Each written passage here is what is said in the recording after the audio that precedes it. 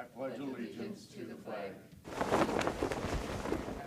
and to the republic for which it stands, one nation under God, indivisible, with liberty and justice for all. Okay, I'm going to call our meeting to order. Welcome, everybody. If you have a cell phone, avoid embarrassment. You may want to silence it. If you need a listening device, see one of our commission staff. And I don't see the... It's back there. We're good. Got it? Okay, so there are records, and also those are always available anytime during regular business hours in the county auditor's office. Begin by looking for a motion to approve our agenda. So moved. Second? Motion by Barth, second by Bender. All those in favor? Aye. Opposed, same sign. Motion carries. We have two different meeting minutes to approve. The first one is from October 5th of 2021. Motion to approve minutes? Second. Motion by Heiberger, second by Benega. All those in favor? Aye. Opposed, same sign. Motion carries. And then the October 12th special commission meeting. Motion to approve the minutes? Second. Again, motion by Heiberger, second by Benega. All those in favor? Aye. Opposed, same sign. Motion carries. Bills to be paid, $4,664,587.14. Pay the bills. Second, Benega. Motion by Barth, second by Benega. Comments? I left my notes, I'm sorry, Mr. Chair, but everything seemed in order. Good enough for me. I've looked at them also. All those in favor? Aye. Opposed, same sign. Motion carries. We have numerous reports from Planning Department, Building Permits Report, the Sheriff's Report for September of 21, the Register of Deeds Statement of Revenue for September of 2021, the Minnehaha County 2020 Legislative Audit Report, which we were briefed on a couple of weeks ago, the Auditor's Financial Reports for September 2021, and the Highway Monthly Construction Projects Update. So numerous reports are all in the book and all available if anybody would like to review them. Personnel actions. Look for a motion to approve routine personnel actions. Motion to approve, Bender. Second, Second. Heiberger. Motion by Bender, second by Heiberger. All those in favor? Aye. Opposed, same sign. Motion carries. All righty. We have some application, or at least one application for abatement. Go ahead, Chris. Yep, Chris Lilla, Equalization Office. Yep, we've got one veterans exempt application for RDID 72762 for the 2020 property taxes in the amount of $191.24. This is only for 1 month is why the amount is so light on this one, and we do have the application moving forward for the 21, pay 22. We recommend approval. A veteran's exemption is permanent, correct? Permanent and total disabled, yep. No, I mean, they don't have to reapply Nope, for it. nope. Okay, okay. One application and they're on, as long as they stay in that property. I'll Move make for approval. Second. By Benega, second by Barth. All those in favor? No, roll call vote. Benega. Aye. Heiberger. Aye. Barth. Aye. Bender. Aye. Karski. Aye, motion carries. Notice and request, we have authorize the auditor to publish notice of request for qualifications and RFQ for auction company services. Anybody briefing on this? Morning, Tyler. Morning, Tyler Clack, Commission Office. This is the next step in our process to auction off 1900 West Russell Street. Based on some research, we are just moving forward with publishing a request for qualifications to solicit some firms, hopefully, to pursue or to actually hold the auction service. The dates in there, we'll give them about 3 weeks to submit these responses. And then at the November 23rd commission meeting, we will hopefully have some options for you to select from. Make a motion to approve authorizing the auditor's office to publish notice. Second. Motion by Heiberger, second by Barth. All those in favor? Aye. Opposed, same sign. Motion carries. We have no planning and zoning notices and no petitions for compromise of lien. This will move us on to our public comment. Is anybody here that would like to address the commission on a non-agenda item? Morning. Good morning, Jesse Fonkert, 610 Parchi Drive, Hartford, South Dakota. I just want to take a moment to thank the commission and commission staff for all the hard work that went into it, the 2021 Minnehaha County Bus Tour. We appreciate the time spent planning the tour as well as the attendees there and showing you throughout our region. The Sioux Metro Growth Alliance is excited to host it again in 2022. So thank you very much. We really appreciate it. Thank you. Mr. Chairman, Yes, sir. I would just say that I think Jesse did a great job of leading our tour and showed himself to be very professional. The tour was well worth the 8 hours we spent on the bus and the corners of the county. Yeah, no, it was 8 hours, 8 Yeah. o'clock to 4 o'clock, so, yeah. It was good. It was definitely a quick day and got to see stuff I know I wouldn't have seen had it not been for you, so thank you. All righty. Anybody else here for public comment? If not, move on to our regular business. We have a public hearing to consider declaring the property legally described as the east one quarter of the northeast one quarter, except Covert's edition, section, et cetera, et cetera. Kevin? Good morning, Kevin Hookman, County Planning Department.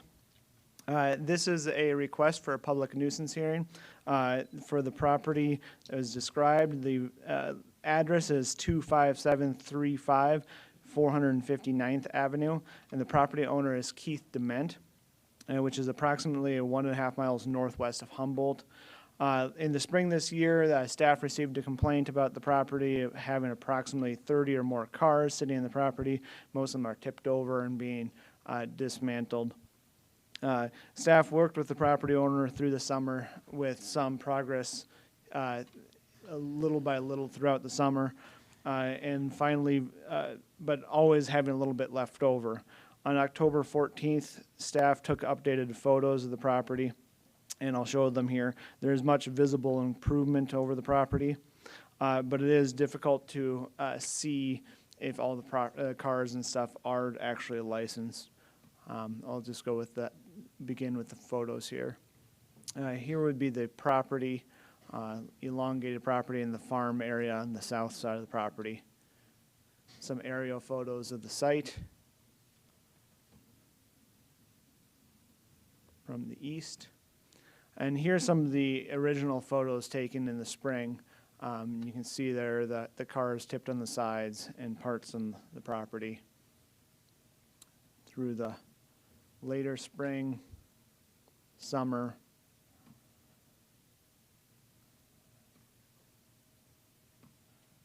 August, you can start seeing some of the cleanup. September, it was a little bit more cleanup yet. And then October, here we are. Largely what remains on the site is agriculturally related. You can see some ag equipment there. But you can see, for example, that one pickup and some other kind of stuff, I guess.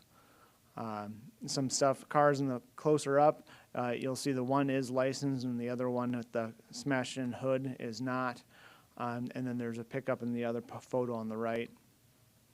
And then there's a van and some tires and other debris right there. But you can see that the rest of the property has been largely cleaned up other than the farm equipment. So I guess I'll just leave it on that photo there. The public nuisance ordinance violation does list any deteriorated, wrecked, dismantled, derelict, or inoperable property in unusable condition in its present state, and which has been left outside of an enclosed permanent structure as part of the public nuisance violations.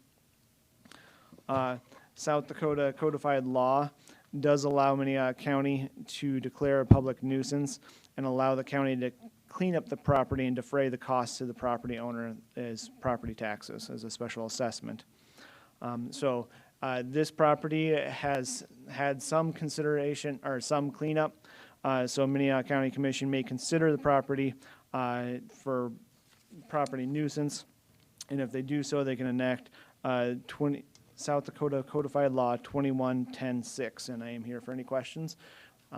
I should also point out that I did send out notices to neighbors, and so there may be neighbors here, so we should call for any comments. Any questions of Kevin? Cindy? How many acres are in this parcel?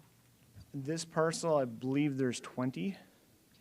And can you elaborate on what you think this, about how much has he cleaned up? 50%, 40%, 10%, 80%? I would probably closer to the 80-90%, because you're now down to maybe 3 cars and then some kind of miscellaneous stuff in the trees there.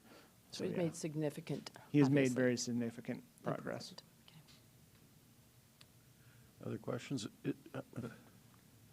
Commissioner Mr. Barth? Chairman, Kevin, if it's only 20 acres, then it's not zoned ag, is it? It is still zoned ag, but large, if it's less than 40 But for acres in tax size, purposes, it's not ag. it would be considered, yeah, residential property. Has this property been before the commission before for a similar complaint? It has not. It has not, okay. Okay, no other questions? I guess I'd like to give if the landowner is here, Mr. Demint is here, I'd like to give him the opportunity to address the commission about his intents. Good morning. Morning. It is 30 acres there. 30, and your name, sir? Keith Demint. Keith Demint, okay. Would you like to address the commission on your cleanup efforts and what you think it'll take? I can have it all cleared out of there, but like the van there, we just want to get the motor out of that, and that's done. The pickup in the back has plates on it because the guy that owns that brought me out went and got it licensed and stuff. Okay. Questions of Mr. Demint? Mr. Chairman? Yes, sir. I appreciate that you're working on it, and as I look at it, though, I have some concern about chemicals and stuff like that being dumped, especially when the vehicles are on their side or tanks of unknown stuff. Let's get it cleaned up, and I'm willing to, give you some more time, but I know, I hate to say it, but there's going to be snow coming, and then it'll be really hard to clean it up. Okay, there's no chemicals on Okay. there. And all I did, I guess, is where most of the vehicles come from. Is some guy called me in like January or whatever and wanted his whole farm cleaned on up. And at the time, iron was really low. So I just drug it all back to my house, got the precious metals out of them. I just recycled, I guess, is all I did. Fluids in the radiator, the oil, the gasoline. Well, the gas tanks you have to remove. Good. Gas tanks and batteries you have to remove. So are you conducting some sort of business off the property then? I guess I just recycled. Okay. Dismantling or recycling vehicles? I just recycled them, because they got a lot of converters and stuff in there. I took to a guy and had him, just sold the catalytic converters and stuff. Okay. I would- Commissioner Eberger? I wouldn't call it significantly a business. It's illegal to run a business like that in the rural county, but if it's just one person that gave him a bunch of junk, I wouldn't say that's a business. Yeah. But it is illegal to run that type of a business in the county without proper permitting and stuff, so that's what he's getting at. Yeah. Other comments or questions? Commissioner Benninga, go ahead. Jean had her hand up, too. He's really trying to fake that. He's looking at you and using my name, so. Let's go to the left. I'm just curious how long you think you would need to get the rest of the vehicles cleaned up Have it done before December 1st. before December 1st? Yeah, there's only 2 without plates on it. Okay. That's the same question Commissioner Benning would have asked. Do we have two different commissioners, or are they the same one? All right, I'll bring it back. I'd make a motion to, well, no, sorry, I guess we can't, we have to do Yep, this, so, people. Mr. Demint, thank you. I do have to see if there's any of your neighbors that would like to make comments. Anybody that would like to speak to this issue? Not seeing anybody get up, I'll look for a motion. I would make a motion to readdress this the second week of December. Well, actually, we don't have a commission meeting that week, so it would actually be the third week of December. Do you want to defer action to December something or another? Yeah. Christmas? We could do it December 7th. That's actually the first Tuesday of Okay, December. that would be great. That'd be my motion, December 7th. I'll second that. Motion to defer to December 2nd. Call the roll, please. 7th, I believe. Did you say 7th, Jean? 7th. 7. You got it? Okay, we're good. Hiberger, Aye. Barth, Aye. Bender, Aye. Benega, Aye. Karski. Aye, motion carries. Moving on, we have another public hearing to consider declaring the property legally described as. Go ahead, Kevin. All right, so Kevin Hookman again. This property is described as the east 245 feet, the south 210 feet, and the southeast quarter of the southeast quarter, except H lots 1, 2, and 3 in section 10 of Burke Township. The address of the property is 46998 246th Street, and the property owner is Ronald and Joan Heggie. There's the location from the pictometry. This too is also a property that was brought to us in the spring for cars and junk accumulating on the property. This property has had multiple violations and has been in front of the board as recently as 2018. At that time, the public nuisance was declared, and the property owner removed all violating vehicles or put license plates on them. So we did not do any cleanup at that time. Staff reviewed the property throughout the summer, and I'll go through some of those photos here. And most recently on October 14th, you'll see throughout the summer here, May, there isn't a whole lot of changes for the property. Lots of parts. The cars roughly stay in the same places.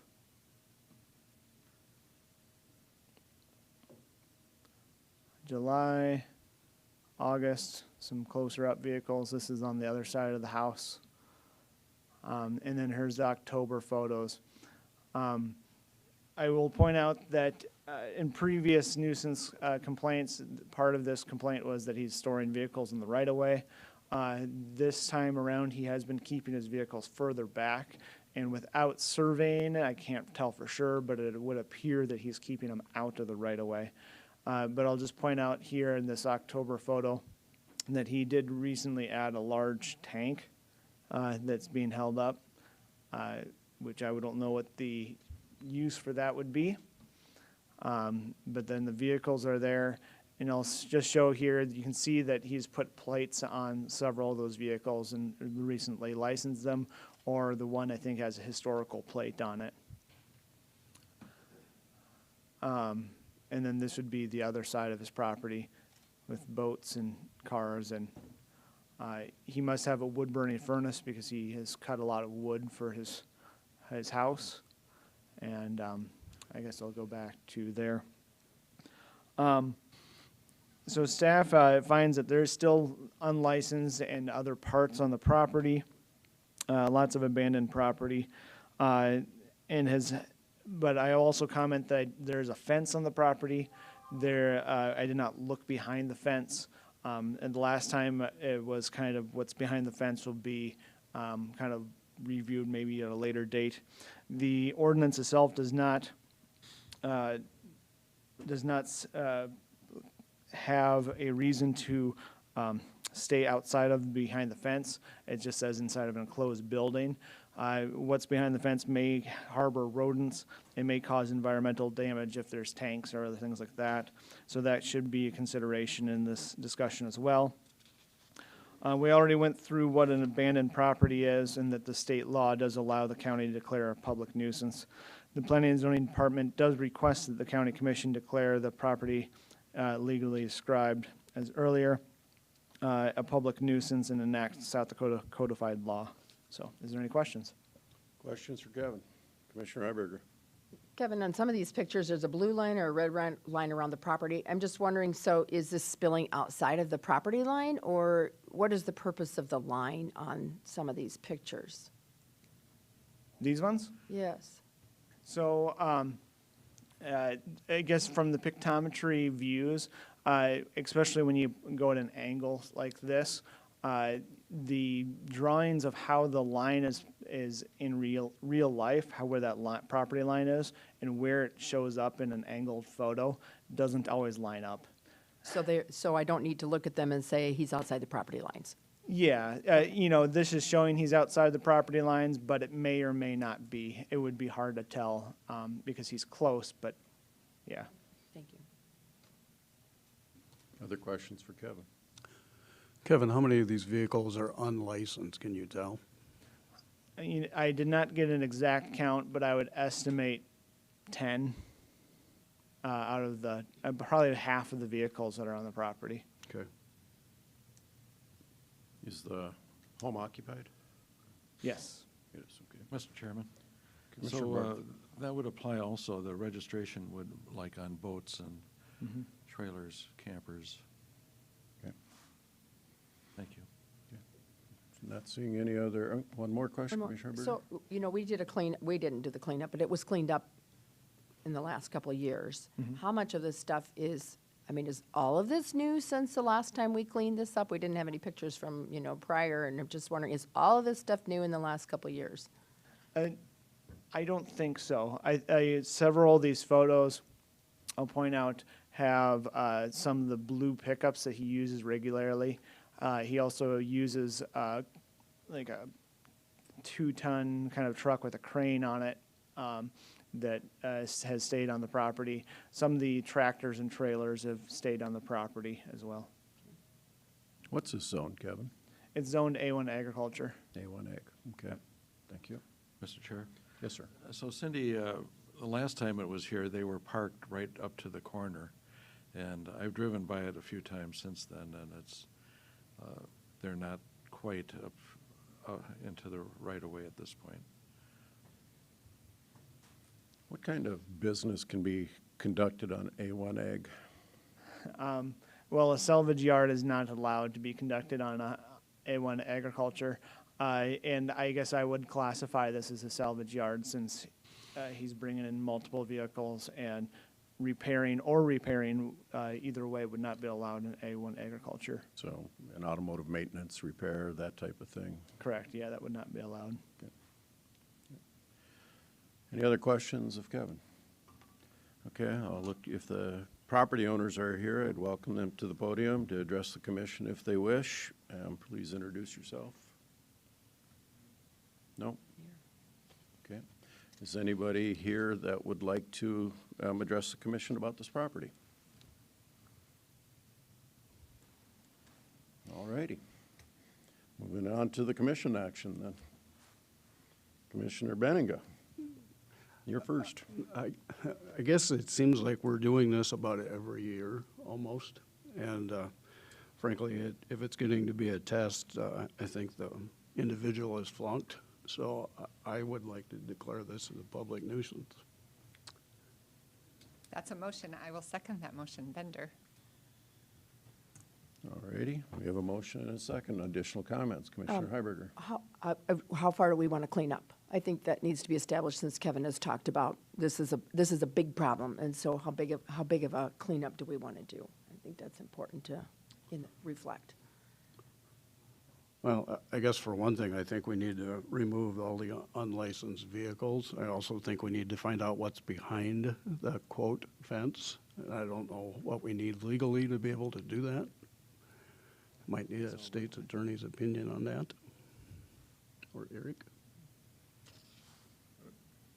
I'm going to slide it into the policy arena if I give you too much clarity on that answer, but I think you've identified what you're wanting, Yep. so that's fine. Thank you. So remove any unlicensed vehicles, trailers, boats, and see what other cleanup needs to be done for stuff that's not visible. You know, my personal opinion on this, and I'm just, we're talking about policy here. We have zoning ordinances so people can have a reasonable expectation what's going to occur in their neighborhood. Zone A1 Ag is for, if you had a tractor or, whatever out there that's used for ag, hey, no problem. But if you're conducting a business on a property that's not zoned for business, either you need to get it rezoned or you need to knock it off. And I really don't have a lot of sympathy because, it's the neighbors that put up with this, and we don't go out looking for these problems. Somebody called and complained, and they did because they got tired of it. So I will definitely favor the motion. Commissioner Barth. I certainly would like, prior to any drastic action, to have Kevin or his agent go out and examine the vehicles and see how many are unregistered. And if we need to have the sheriff go with them, so be it. But I think then we'll have a better idea of how much cleanup needs to be done. And, you know, I've got to say that the planning department takes these complaints and they go on for years and years, correspondence, years and years. And here they are again, and here they come again, and here they come again. Let's find out what's going on there and bring it to a happy end. And the neighbors are very patient. We've been looking at this for 6 months and trying to work, so It's I agree. shocking when you drive by it. I mean, it just really shows up. Okay, so we have a motion and a second. Call the roll, please. Barth, Aye. Bender, Aye. Benega, Aye. Hiberger, Aye. Karski. Motion carries. And we get the pleasure of dealing with the third public hearing to declare a property as a public nuisance. Go ahead. I guess it's a seasonal thing with that work on it all summer. And here we are at the end of summer. So this next item is a public nuisance ordinance violation at 26345 463rd Avenue. The property is owned by Kim Halverson. Legal description is the south half of the northeast quarter, except the west 990 feet in section 9 of Wall Lake Township. This is south of Hartford, about 3 miles. This was a little bit later in the summer. Received complaints regarding conditioners and air conditioners and other junk on the property. The dwelling is also has become further hazard since the last time we visited this property because it has burned down further, and we'll see some photos of the charred remains of that dwelling. Since staff has sent the first letter, there's been no noticeable changes to the property. The property has not contacted us at all throughout the summer. And also, since staff sent out notices for this hearing, we have received concerns about multiple campers being occupied on the property. I guess from viewing it, I've only seen possibility of one camper, and maybe there is a couple more. I'm only driving by a couple times summer. The neighbors may know better. So that is definitely a concern of the property, as living in a camper is not allowed in the ordinance, and it's not a safe situation. As I noted, this property has a history of reoccurring nuisances. Most recently, the property was declared a public nuisance in 2019. In that time, thankfully, a family member did get a hold of us and clean up the property in the property owner's name, so removed much of the violations. I'll go through some of the photos here. You'll see here, this is our July photos. You'll see the pile of air conditioner units and other appliances. And you can see the remains of the house and a few other vehicles. Again, there is a gate in the front of the fence, so it makes it even difficult to get up closer. So I can't tell how many of those vehicles are being actively used. They do tend to move around, so I think they are being used. Some other August photos, September, no cleanup, and then October, and then further in October, you can see the piles are still there on the property. One of the vehicles have been jacked up, lots of stuff in that one, and then there's a photo of the house close up that is crumbling. Then there's a really good close-up of all the different appliances and other miscellaneous debris of the property.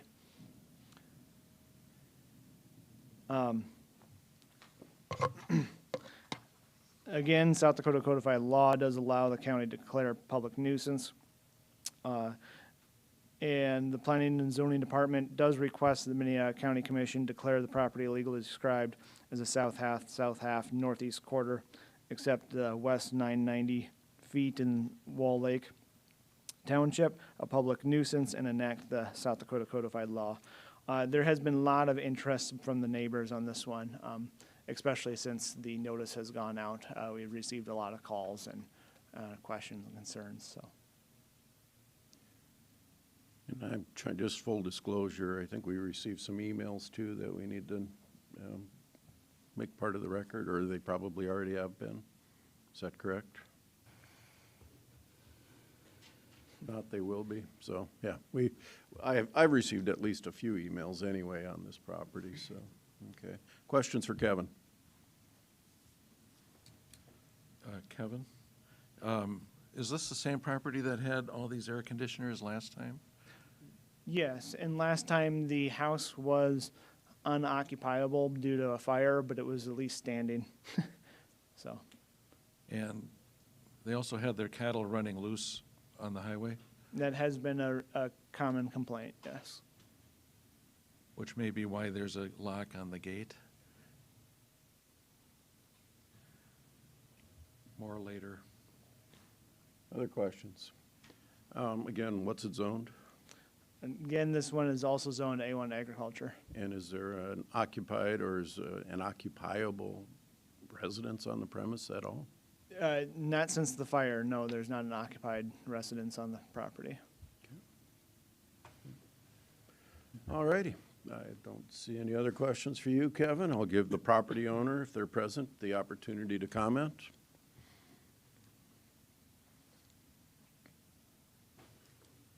Good morning, I'm Don Reichert. We have the property adjacent to Kim's property, and we're to the south of there. We have been there for 34 years. The previous owners kept the place neat. We were here and testified at this hearing a couple of years ago. The house has burned 3 times. The fire department tried to save it every time. They didn't let it burn completely down. His rodeo bulls have been on our property, not recently, but when he first moved there. We've put them in several times when they've been on the highway. The biggest concern is the air conditioning units, which we don't know if they have Freon in them or not. They drain into the slough behind our property, which is U.S. government property. It then drains out of the slough behind us through a drain tile into the wildlife area to the west, ends up in Skunk Creek, which flows through Sioux Falls. So my concern is the air conditioning units that have been dumped there. The day we received the notice of this hearing, we saw Kim drive into his yard with an air conditioning unit in the back of his pickup. We didn't stay around to see if he dumped it. This is a continuing nuisance, and I would encourage the commission to take action on this and take care of it. The one question I have, it's listed as Kim and Victoria Halverson, but in the plat book, it says Halverson Family Trust. So I think we need to take a look at what the property is actually listed under at the Register of Deeds. But I would encourage the commission to go ahead and declare this a public nuisance today so we don't have to keep coming back and look at this. I have talked to 3 or 4 of the neighbors in the area. One is in Manhattan, Kansas. The other one was afraid to come here because of Kim's background. Another one is harvesting, and another one has gone on vacation, but he sent an email to the planning and zoning group here. So those are my comments. Do you have any questions for me as a neighboring property owner? Questions? Commissioner Barth. So apparently they have a locked gate there, which causes backup onto 463rd Street. Is this right? I'm not aware of the lock, but I would concur with him that there is a gate closed. One of the neighbors, the gate was left open one day and his livestock were on the road. He went ahead and put them back in and closed the gate, but apparently there was no lock then, or it hadn't been locked. I'm not aware of the lock on there, but it surely could be. Thank you. Commissioner Iberger. Are you aware, I mean, we had heard that there's maybe a lot of cars that sit on that driveway on the roadside of the locked gate and spill out onto the highway some. Have you ever seen that? Say that again? Cars that are in the driveway that kind of spill out towards the No, driveway. I've So if never you- seen any out on the driveway. Okay. Kim is in there, you know, in and out. I did understand from one of the neighbors that there'd been a camper fire there. There are several campers. I know there were some people living in those a couple years ago, but I have not seen anyone and can't testify to that. Okay, thank you.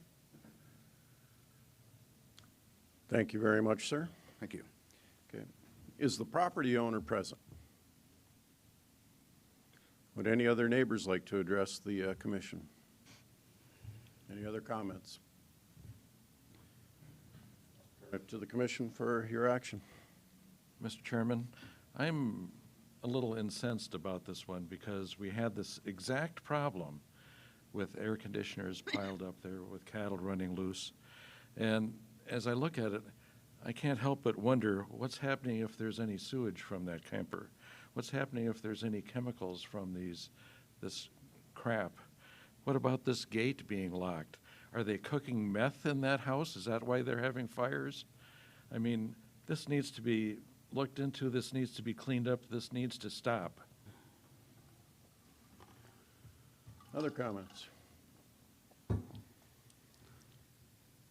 Commissioner Bender. Very much for the same reasons, and the last one that we considered due to the fact that this is not the first time that this property has been in front of us, and the ongoing problems and actually apparently very little effort to clean up the property after multiple notices. I would make a motion to declare this a public nuisance and to bring the property back in line with our zoning requirements.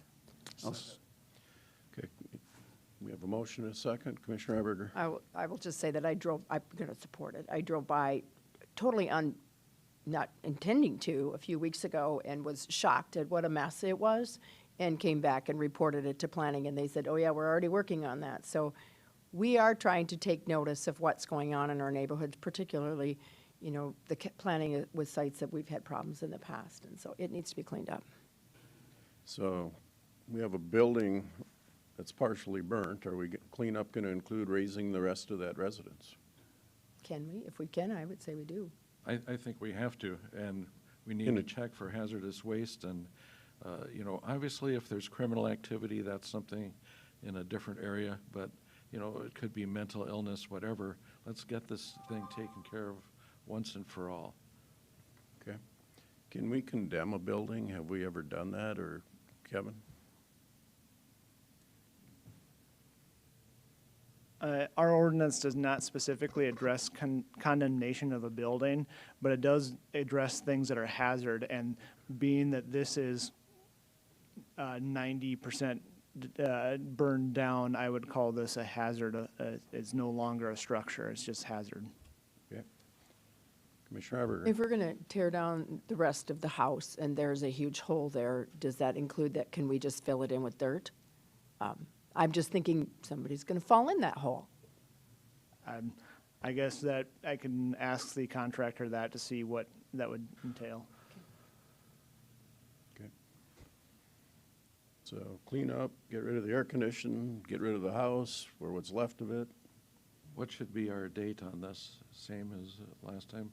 I mean, obviously, December is coming pretty quick. We have the month of November before then.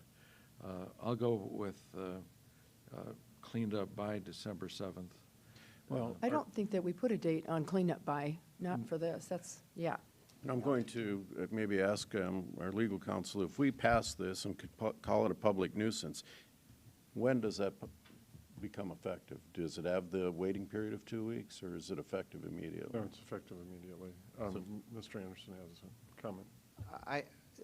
Commissioner Heiberger is correct. We don't normally put dates on these because we're going to have to, it's going to take a lot of effort on our part to find a contractor that's going to be willing to do this, and winter is coming right along. I mean, it's feasible that we may not be able to get to this till next spring because it's going to take us a while to find someone that's going to tackle this job. Okay. Well, All righty. So do we have a motion? We have a motion, we have a second, and we're clear that it becomes effective immediately for cleanup, so the wheels will be turning. So depending on how the vote goes, and I'm going to ask you to call the roll. Bender. Aye. Benega. Aye. Heiberger. Aye. Barth. Yes. Karski. Aye, motion carries 5-0. Thank you, Kevin. A lot of work, and appreciate, again, the neighbors' patience. Move on to more pleasant stuff. Briefing by the Minnehaha County Water Corporation. Mr. Buss, welcome. Commissioners. Scott Buss with Minnehaha Community Water. I'm the executive director and also the representative for Minnehaha County or Community Water to the Lewis and Clark Board. So I wanted to give a quick update on the situation of water supply demand in the county, and kind of talk to you about what we're doing and what we're seeing with all the development interest that's coming to Minnehaha County. I included a couple of letters in the packet that I believe was sent out to the commissioners ahead of time, and I won't go through those in detail, but just hit the highlights. In this summer, we saw our record water pumping day of 6.8 million gallons, and I think it was a combination of early hot weather and field spraying of chemicals. Typically, those two peak demands are spread out, but we saw them both at the same time this year. What we realized is with the amount of water that was used on the peak day, plus what is contracted with the towns that we serve bulk, and those are the 7 that are listed on the screen. And also, we're also working with Big Sioux to get water to Madison until Lewis and Clark can get water directly to Madison. That added a contracted demand of 2.8 million gallons. So we went from there, we went back and looked at what water rights we have available and what supply we have coming from Lewis and Clark, and realized that of the 9.6 million gallons in demand that's contracted, we have 9.2 million in supply. And so that brings up the issue of trying to find water for the big industries that are wanting to site in Minnehaha County. We recently had to send a letter to Sioux Metro saying that we didn't have water for a processor that was looking for an animal slaughter operation that was looking for 1 million gallons a day, expanding to 2 million gallons a day. And part of the problem is that all of the water from the Sioux Falls Airport north in the Big Sioux, Sioux Falls Management Unit is already tied up between Minnehaha Community Water and the city of Sioux Falls. So there's not more water to go get. So we wanted to make the commission aware of that in the planning, just to save the effort of, finding the world's best economic development that needs a whole bunch of water and then having to turn them away because of lack of supply. We are doing a number of things to address that. As members of Lewis and Clark, we have 1 million gallons that is coming as part of the expansion from 45 to 60 million gallons a day. That's still several years off. That's something that we're on the hook for. About $6 million is our share of the expansion cost there, and that's totally 100% paid for by the members of Lewis and Clark. There is no federal or state match associated with that. We also have a current project that we have SRF approval for. It's 4 parts. It is 2 water towers, one on the east side of the county and one on the west side of the county. Do you have the map? I think maybe shows that. There you go. So what we're trying to do is we've started on an expansion project within the county. Unfortunately, it doesn't provide more water availability, but it does help us with meeting the demand where the demand is at. And the 4 portions of that project are highlighted in yellow on that map. The first, in the very lower right portion, is a water tower that's going to go on 6 Mile Road. That will help us use our Lewis and Clark demand. It'll help us spread that out over a longer period of time and give us more storage for the growth that we're seeing on the east side of Sioux Falls. North of, or that, up on the top of the sheet on the right-hand side, we're doing a control valve which will allow us to take water both from Lewis and Clark and from our treatment plant and supply the Eros facility and the Eros water tower. Right now, in the peak of the summer, the demand in the east side of the county was more than what could be supplied by Lewis and Clark capacity. So we need to be able to balance that. So those 2 projects will help out the entire east side of the county. On the west side, we're undertaking a project to do, it's 8 miles of 12-inch pipe from Hartford to Humboldt, which will increase the capacity and ability for Humboldt to use more water. It'll increase the pressures out there on the Montrose Road going west, and it will also give us the ability to potentially serve the big dairy that's south of Humboldt. Currently, they're using wells, but we want to get more water out there and make that available. We did send a list of those projects and the costs to Sioux Metro. We understand that there's rescue ARPA money that's come available to the city and the county and also to the state. We did send that, identifying that project as something that might fall in the guidelines of being able to be planned and allocated by 2024 and being built by 2026.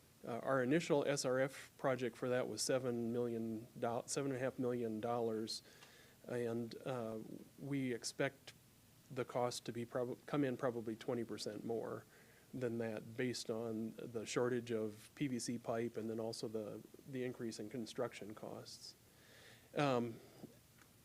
In order to get more water to the county, we're also working on a project with Big Sioux Community Water, who is the provider in Moody County and Lake County. And we both see a need with the growth in the two counties and are working on a shared 8 million gallon per day water treatment plant. We're talking about a combined treatment plant that we could both use, the associated wells, pipeline to Lake Madison. They're seeing explosive growth around Lake Madison. We're also seeing, growth of existing dairies in the county, and we know that we need to go further outside of the county to get more water to be able to supply the needs of the folks in Minnehaha County. That project, our portion of that is $100 million. And so we've put that on the state water plan and have done the preliminary engineering report. And from what we've heard, there's the $1.3 billion in ARPA money at the state level that's going to go through the SRF plan. But we've also heard that there's approximately $3 billion in requests for that $1.3 billion. So not surprisingly, everybody's in line to get that money. So I wanted to give everybody an update. I'd open it up for questions if there's information I can provide. Questions? Commissioner Eberger. Scott, where did you say they're proposing to put that water treatment plant? It's going to be north of Del Rapids in the Trent area. We're coming to the end of hopefully getting a contract on that property. There's a limited amount of water in Moody County also, just because of the state only allows people to take out what gets replenished each year through rainfall. And so when that project is done, the water will be pretty well locked up for both Minnehaha County and Moody County, meaning that 20 years down the road, we're going to have to continue to go further and further outside of the county and look at sharing resources and combining those things to get more water to the area. Commissioner Barth. So the city of Sioux Falls quit pumping from wells up by the airport because of PFAS, whatever Yes. that stuff is.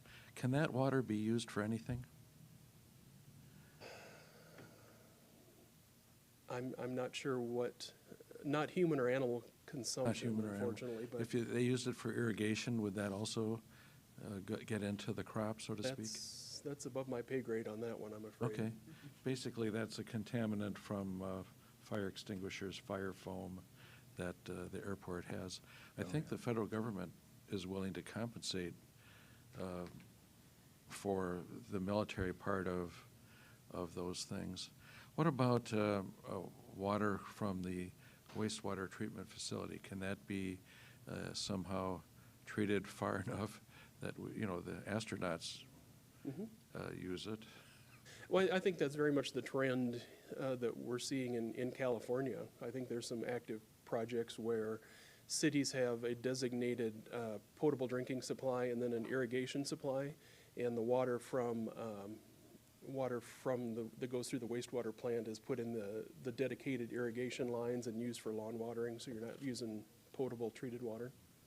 That does get obviously treated to drinking water standards and then discharged into the Big Sioux River. So that water becomes available again downstream from Sioux Falls and eventually trickles back into the aquifer yeah, I mean, if you think about upstream, the same thing is happening with the city of Del Rapids, the city of Brookings, the city of Madison, and all of those folks are, you know, treating their wastewater, and then it's all going back.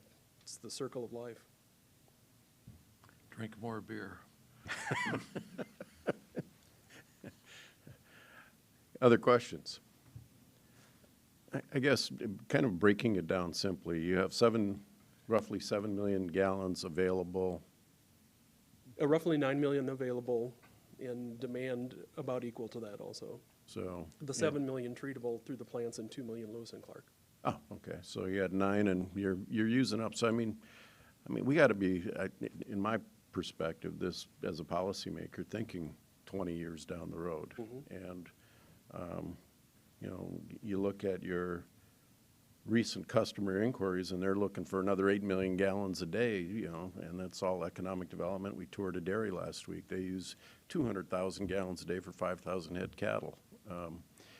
So, you know, as we look forward, I think that we really need to have our eye on the ball of water, because without it, it's really going to be hard to move forward. So, Yeah, a good example of that, we, within the past 5 years, completed a 20-year plan looking at it with the engineers and the growth, and, you know, looking 20 years out, and basically that plan only lasted us about 5 years because of the incredible growth in the area.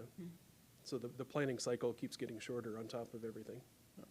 I guess going back to the water treatment plant that you're looking at, I mean, is there a timeline? Do you have a calendar for moving that, or is it just kind of, if we could? Right now, it's full speed ahead, regardless of, you know, what comes through for state funding. We are planning to lock down the property this month. We'll go out and we'll do test drilling. We'll get the water rights done before the first of the year. We should be in the January funding cycle then with the Department of Water and Natural Resources, and find out, you know, if the state is able to give us any cost share. Fortunately, they do look very favorably on two regional systems combining and using resources better that way. And we'll find out that out in March, and then it'll be on to construction. But we're talking about 48 miles of 16 24-inch pipeline and a treatment plant and 2 very large water towers. And how many gallons a day will that provide to your system? It will. Right now, we're still talking about that. Initially, we're looking at 4 for us and 4 million gallons a day for Big Sioux. Okay. They may not have quite as much demand as we do, so they're taking a look at that. But anything that they give up, we'll certainly speak up for. Okay. All righty. Great information. Thank you. I appreciate your Scott. time this Appreciate morning. it very much.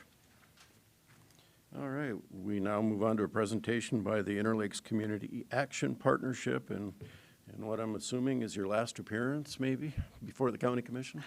Yes, either that's good for you, maybe, or not. We will miss you. Yeah, we will see on that. I am Cindy Dannebring, CEO of Interlakes Community Action Partnership, and thank you so much for allowing us to come and speak with you today. With me is Bonnie Duffy, who is the vice chair of our board of directors, who has been doing yeoman's duty in the search for a new CEO for our agency, and Tammy Denning, the Sioux Falls Community Services Director. In front of you are the information on the services we've provided in Minnehaha County in the last 12 months.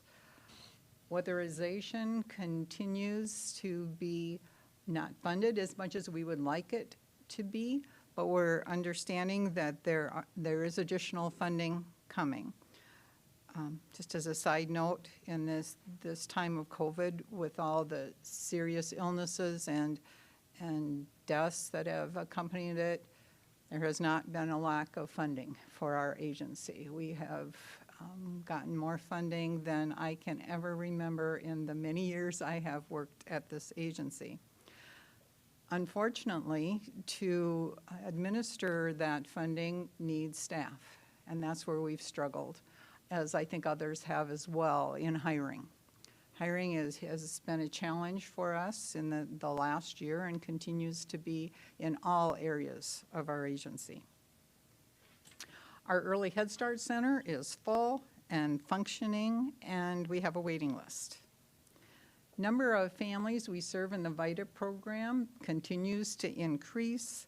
We have volunteers now from the University of Sioux Falls assisting us. Last year we did, again, due to COVID, mostly virtual. This year I anticipate we'll do both virtual and in-person.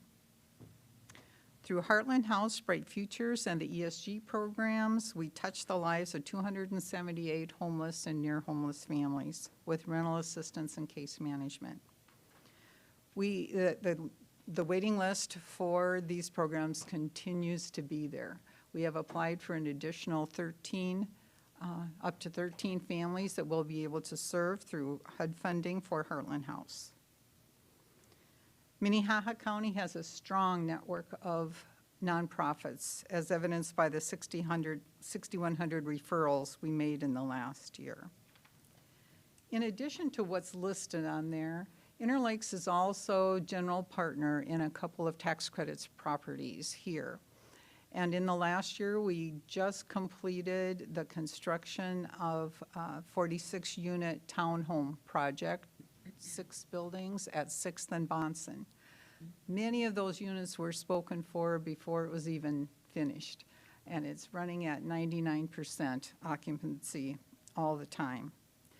The need for affordable housing in Sioux Falls and the surrounding area continues to be a concern. A few weeks ago, at any one time, we serve 150 families for rental assistance and case management. Of those 150 families, about 49 of them were struggling to find a place to live. Even though there is funding available, affordable housing is a concern. And it's not only Sioux Falls, it can be Del Rapids and Hartford and Humboldt and the surrounding area here. Thought you might be interested in, we hear on the news about the increasing costs of natural gas for this coming heating season.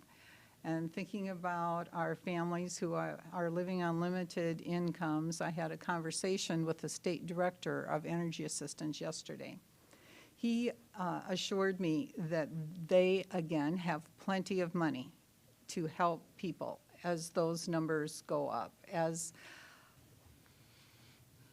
the facts that he told me yesterday was that 20% of the people that receive energy assistance, only 20% hit their maximums ever.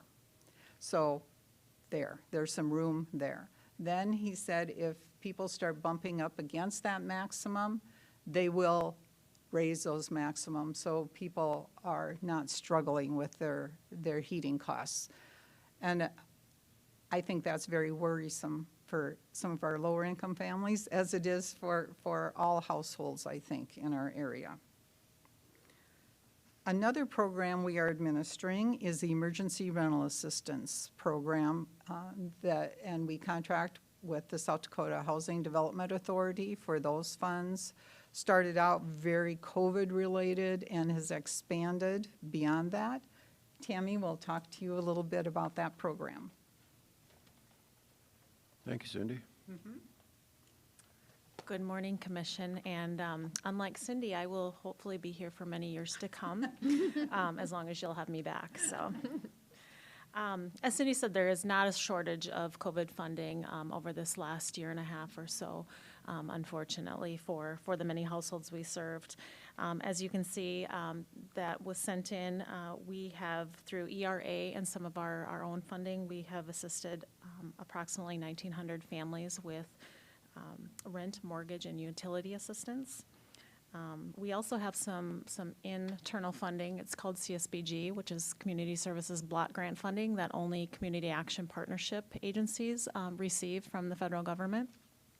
And so we're able to, based on community needs and what kind of things we see that our clients and our households are asking for, we've also been able to help with some of the things listed, such as mobile home or mobile phone payments, clothing and transportation, food and food vouchers, personal care items such as cleaning, supplies, diapers, wipes, things like that, as well as vehicle payments.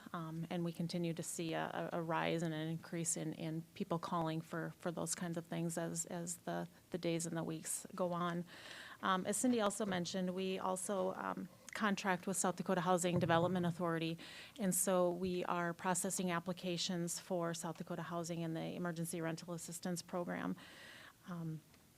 Excuse me. So far, Minnehaha County has had about 2,200 applications just go through the ERA program in 2021, and so you'll notice that that's a lot of applications. And again, you know, hiring staff to process those applications has definitely been a barrier, but we are getting through those applications as quickly as possible.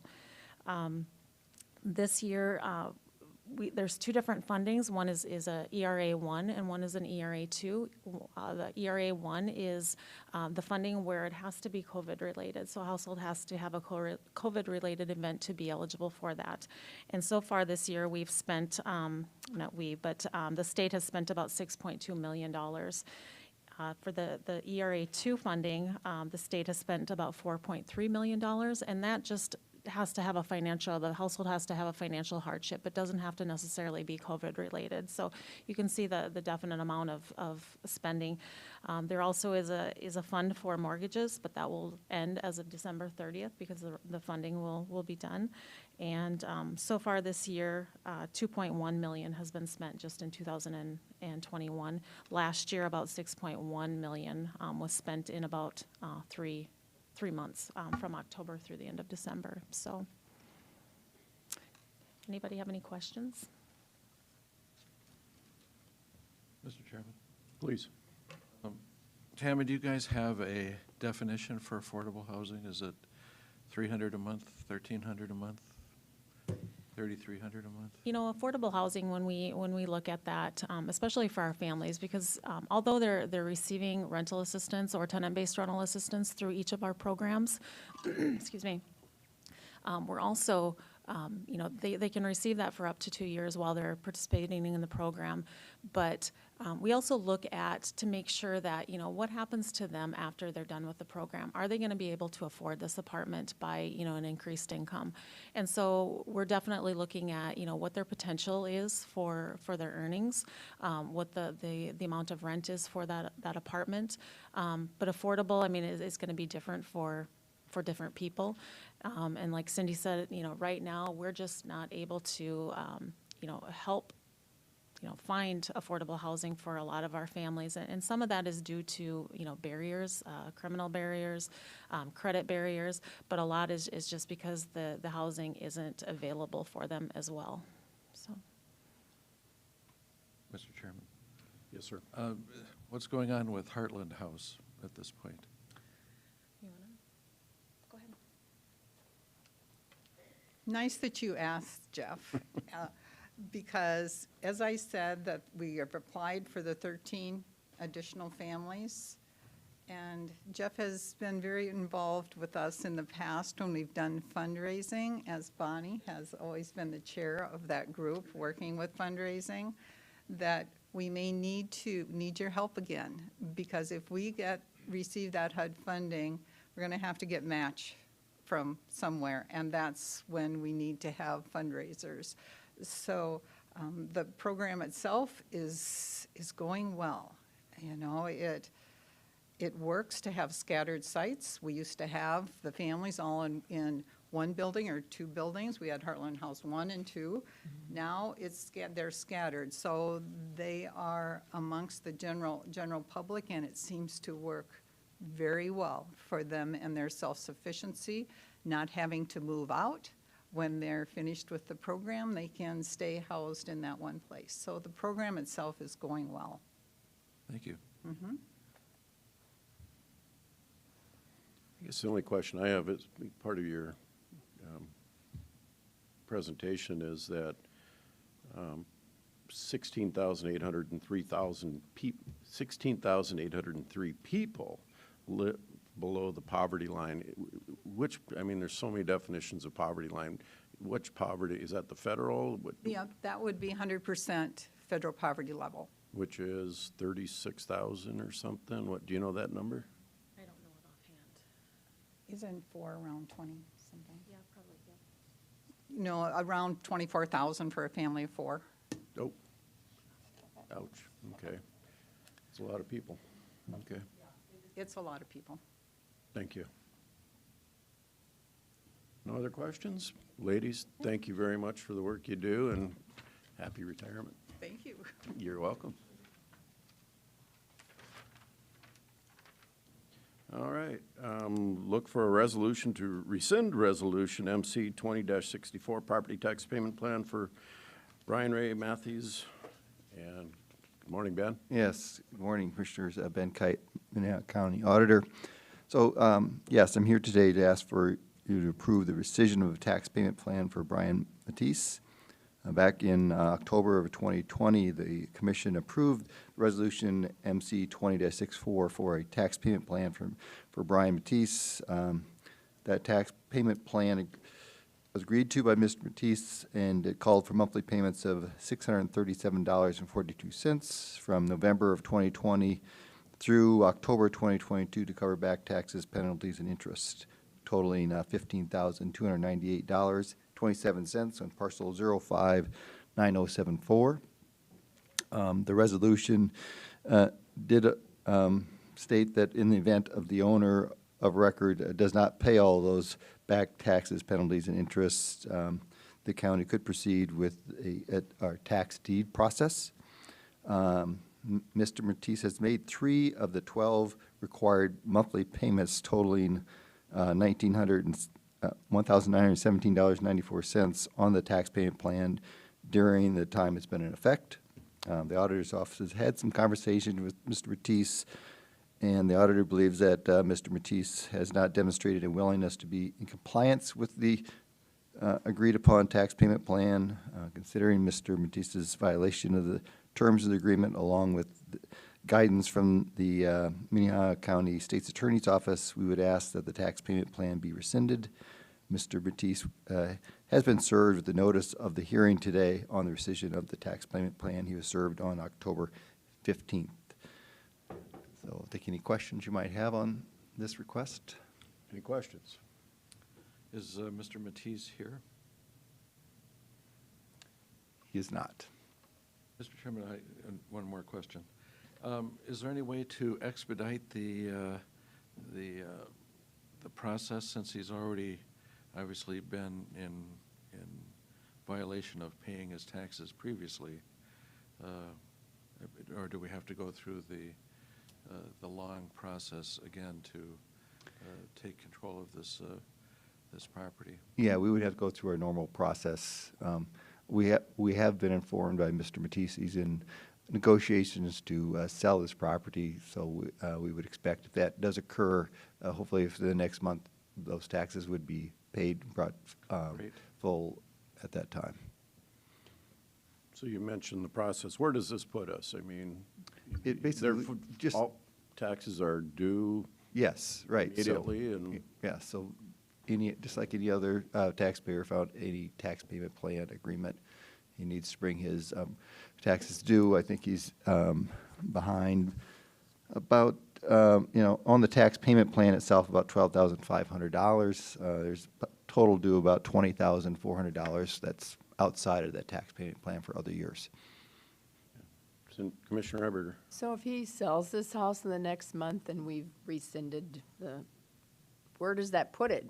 Do we get the profits of, and he gets, or I should put it the other way, do we get paid and he gets the profits of whatever that sale house, or do we already own the tax deed and he doesn't get anything? Yeah, no, we don't own the tax deed, so he would, if he sold the property, he would just be able to pay the back taxes and he would be able to keep the remainder.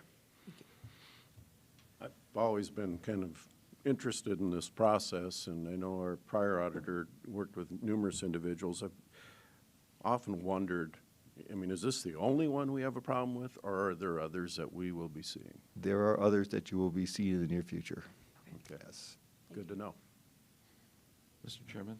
Please. Aren't there also others, though, that are successfully following their agreement and paying it down?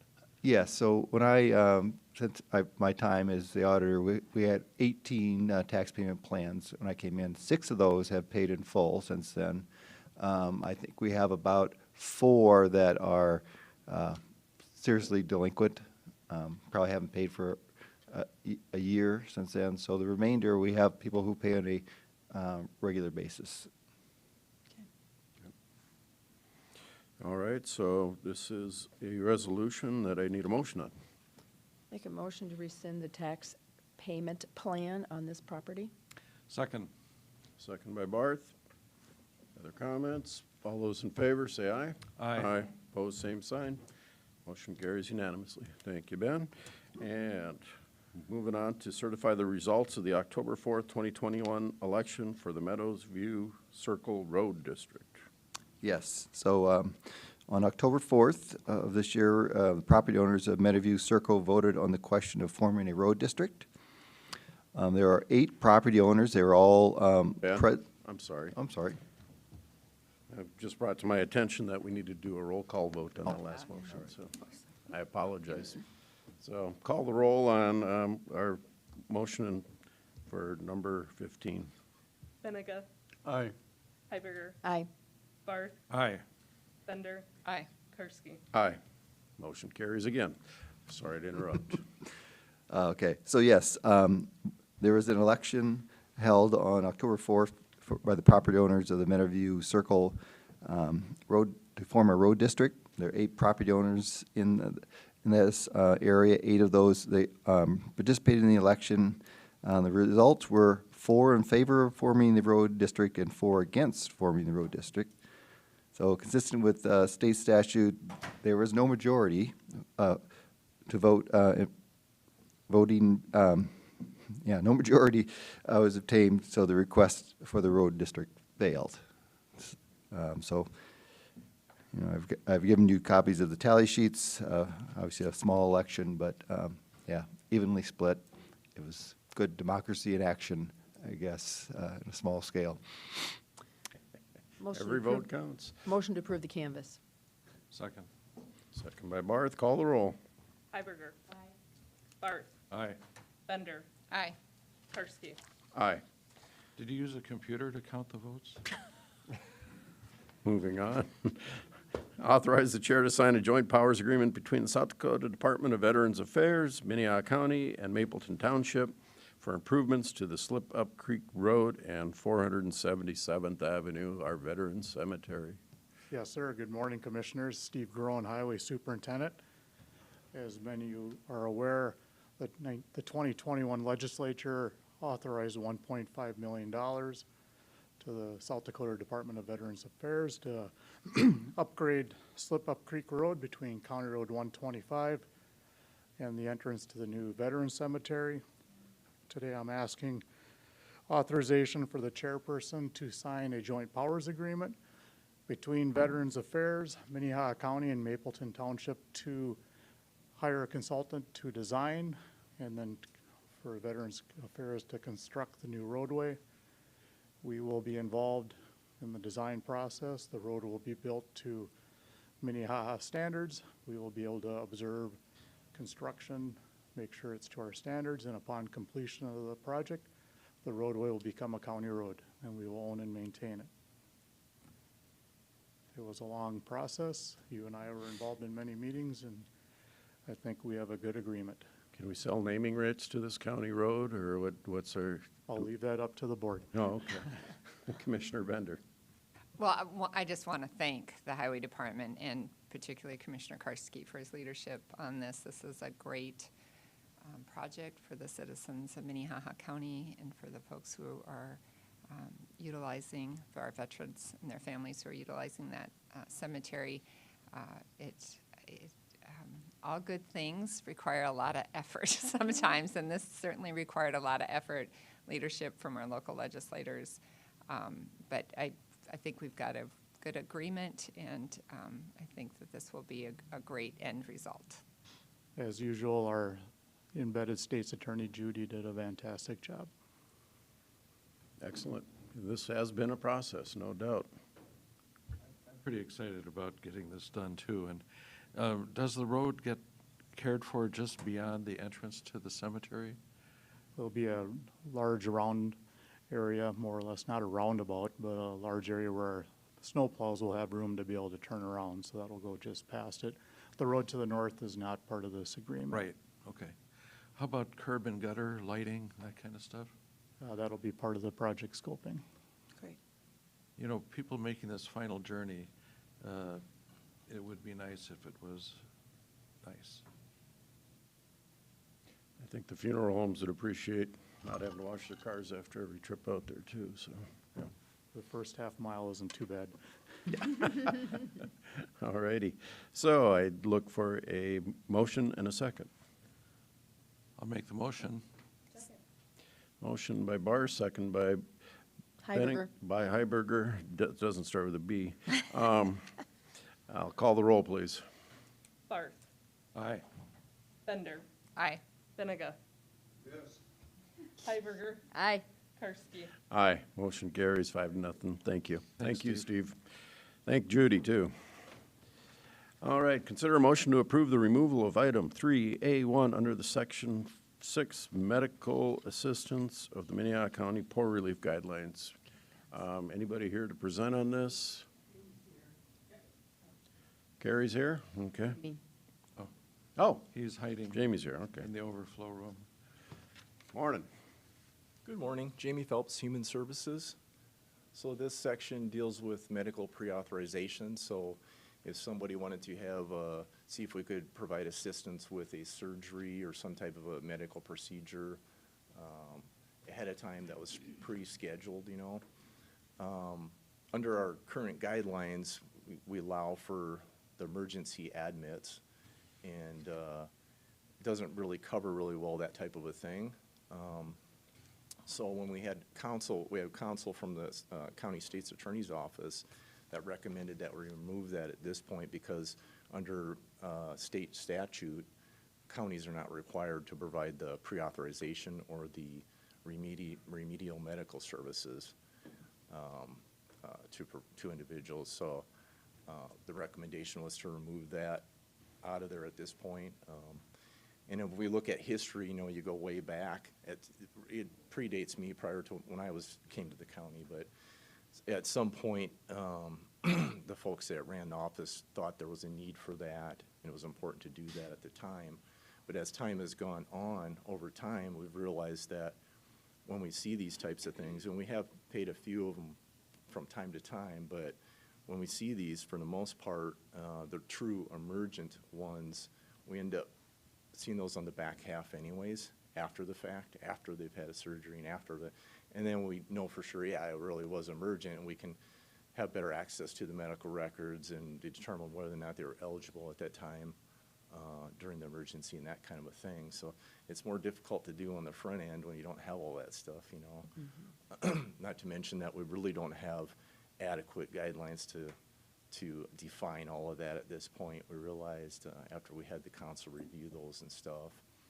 And so, not to say that we couldn't do that in the future at some point, because there is a statute, 2813-27-2, that says that counties may, if they choose to do so, provide for the medical and remedial services in addition to emergency hospital admits.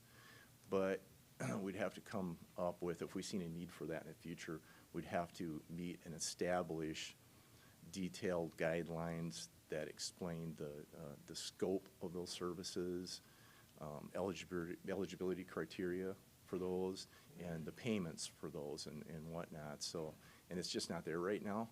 So the best thing to do from our council's point of view, legal standpoint, was to remove that at this point, especially being that when we see majority of these on the back end anyways, after the fact, after a surgery's been done and that kind of a thing, and they've been in the hospital. So we receive it as a hospital admit at that point anyways then, and we're in a much better position to handle it then and determine eligibility and have medical records reviewed. You know, when we have the medical records reviewed and pull all those medical records, it takes a week or two, you know, so typically that's why, you know, you'll review it and then it's like, okay, it's already done, you know. And if it's not done yet, then it probably wasn't emergent. It was scheduled so far, you know. So. Questions of Jamie? I would just make a motion to remove that pre-authorization from our guidelines in the Human Services. I'll second that, but I have a question or two. Please, Commissioner. So Jamie, what happens if it's, if they went ahead with the procedure and it's not something, I mean, I'm guessing that if I needed my extra 3 chins removed, it wouldn't be covered by the Cosmetic. county. You agree with that, huh? 3 Yeah, chins? yeah. No. Yeah, so in the past, we've looked at it as, you know, it wasn't pre-authorized. Yeah. And it's not emergent after it's reviewed. It wasn't a medical necessity. It wasn't life-threatening, so therefore it'd be denied, you know. But it's difficult to determine between one as opposed to another what would be emergent before the fact, you know. It's difficult. It gets sticky. But after it's happened, you know, well, yeah. I mean, it's, and they've been able to see a specialist. They've been able to get in and do these things without a decision ahead of time anyway in all these emergency cases. So it's not like they're not able to do it, you know, or get a diagnosis and that kind of a thing. But like I said, we could do, it does allow for counties to do this. None of the counties have done this except for us in the past in South Dakota, but it would allow us, that one statute I brought up, the 2813-27-2 would allow us to provide for those remedial services if we see the need in the future to do so. But like I said, we would have to come up with more detailed and defined scope of those remedial services, as well as the eligibility criteria for and the payments of and stuff. And it's just not in there right now. Right now, it's set up to deal with those emergency hospital admits, which is required by statute, and it's required that counties handle those if an individual's eligible and is uninsured, that we pay those at Medicaid rates or the cost to ratio, the lower of the two. Just so I understand what I'm voting on, my experience with pre-authorizations is, you know, doctor says you need this, and the insurance company needs to give approval for that. So, I mean, the pre-authorization is between a medical provider and the payer, basically. We're the payer, so we're pre-authorizing ourselves to do this? Is that the gist of what this is? Uninsured. For somebody who's uninsured, yeah, and doesn't have the medical insurance. Okay. View it that way because we're putting ourselves in a position to where we're kind of We're the payer. insured, yeah. Yeah. Commissioner. I had a long talk with Carrie about this and some emails, and like Jamie said, our state's attorney has reviewed these, not this one. What's his name? Mike Thompson. Mike Thompson has been through this. We were not using this. This is not something we need to do. The evidence comes out after the procedures, and so it doesn't make a lot of sense, and it wasn't really used anyway. So take it out at this point. All righty. So we have a motion with a second. All those in favor? Aye. Aye. Opposed, same sign. Motion carries. Thank you. Thank you. Thank you. All right, authorized chair to sign amendment number 2 to the contract with JLG Architect for the Extension Administration remodel. Good morning, Carol. Good morning, Carol Muller, Commission Office. Before you today is a request to authorize the chairperson to sign an amendment to the contract with JLG Architect for the Extension Administration building remodel. You heard at the building committee the last time we met that this is an old building. It's a historic building, and it's our building that we're going to have around for a very long period of time. As we've dug into it, we've come to recognize that there's challenges with historic buildings, and we want to make sure that we're doing things right in controlling moisture. So we've dug deeper into things. People may notice that there's new windows, new roofs, just lots of things that we're taking and doing. So this is a bill, an amendment for $15,000. Part of it is directly to JLG, part of it JLG will pay out Structural Engineering Associates and Pi Consulting out of Minneapolis that provided a level of expertise for us. And there you have it, Commissioner Bender. So we've been working on this issue. We've got a wonderful historic building that has all of the challenges that very old buildings have, and we're trying to hit the sweet spot between preserving that building and making it as usable as possible. So there may be more to come on this, but we've been working hard. We've had several meetings where we've been addressing this issue.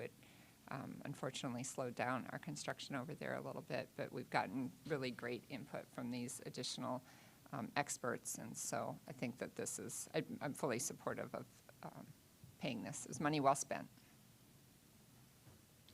Move for approval, Benninga. Second. Second by Barth. All those in favor? Aye. Aye. Opposed, same sign. Motion carries. Liaison reports. Anybody been active outside of these meetings? Commissioner Iberger. I have one. We had our juvenile policy group meeting last week. And it was the Zoom call, which is a little bit different to do when you've got just about 20 people on that call. We were basically just talking about some of the positives in what some of the needs are or gaps in our services. We did talk more specifically about the diversion program, and some of the data I just wanted to share with you. In 2017, in the youth diversion program, we had 347 participants, and at that time, 178 of them were unsuccessful. In 2020, we had 363 participants, so just about a little bit more, but we only had 6 unsuccessful diversion participants, which is a huge plus for us. And with that, the state reimburses for successful diversions, and so we received $80,000, which goes towards paying for that diversion officer, which is housed in the state's attorney's office. We're also looking into the direction from the group was, okay, what type of diversions do we have in Minnehaha County? What gaps are we missing in our diversion system? Pennington County evidently has quite a few different types of diversions for youth that we do not have, so we're going to be looking at what they have and how we can continue to build our services outside. LSS was also discussing training for the truancy programming. The school districts deal a lot with truancy, and I think with COVID, they saw an escalation, a little bit of that, and it's hard to bring that back around when kids are used to not being in school now. And so LSS is looking at some grant possibilities to work through that. So more to come. Thanks. All righty. Commissioner Bender. Just a couple things kind of to piggyback a little bit on the presentation we saw earlier from Interlakes. The Accessible Housing Advisory Board has been holding a couple of listening sessions. We had one last week. There's another one scheduled tomorrow morning. We've invited a number of stakeholders from the community to talk about affordable housing issues, and had people there from the construction industry and kind of the whole continuum of folks that are involved in that area.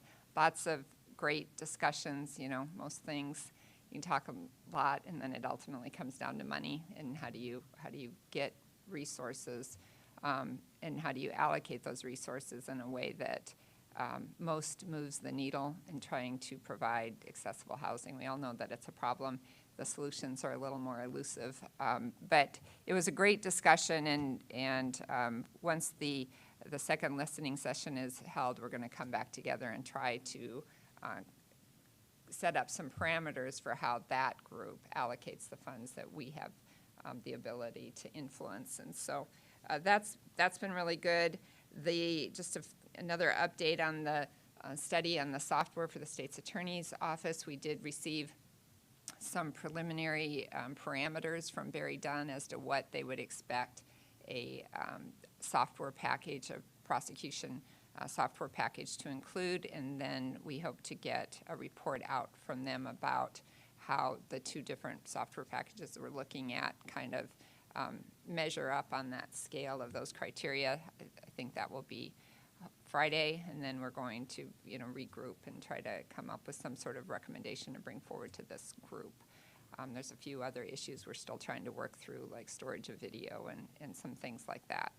And then the last thing is just I want to thank the sheriff's office. The sheriff has agreed to be the point person. We've been kicking around how to best handle event permitting out in the county, and the sheriff has agreed, and I think it's kind of how the process has worked for the sheriff's office to take the initial contact there and then reach out, and they'll contact highway if they're using county highway roads and there's anything that the highway department needs to do about signage. But it ended up being a pretty sensible approach and not a 40-page ordinance. So I'm very appreciative of that process as well. Excellent. I'm going to give you one more, Dean, if you don't mind. And Please. that is, I got an email from Human Services, too, that they had put together a group of stakeholders that went down to some of the parks that are used by homeless people and interviewed people down there. They felt it was very successful. They actually were able to get 2 people out of that group that they lined up with jobs. They said, obviously, a lot of data is collected, and they intend to get back together and see how can they fill some of those gaps.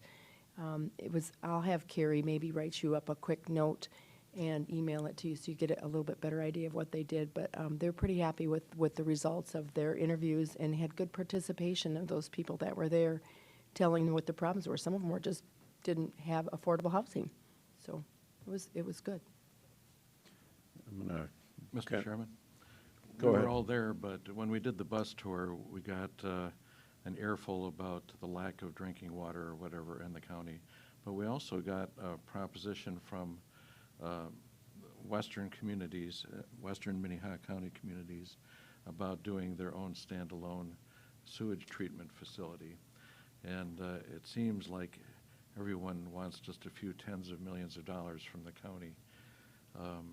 And certainly they're worthy projects, and we should consider them at some point. Thank you.